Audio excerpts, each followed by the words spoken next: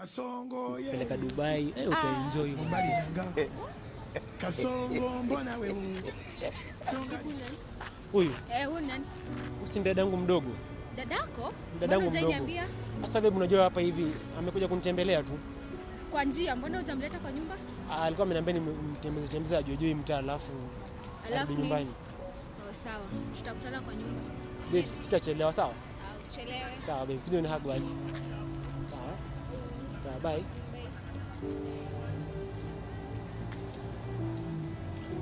Babe, nani? Dadangu mdogo. Mbona mna react ni kama si mnajuana? Si sister yako. Dadangu mdogo. Tunakuwa tunatibu. Wallahi, dadangu mdogo. Alikuwa ameniambia tumite tu confirm. Haina juu mwite juu, alikuwa ameniambia mama nataka kuna place nataka kunituma so nisichelewe. Mbona unanidanganya? Kudanganya. Mbona wewe? Wewe kwa nini uniamini?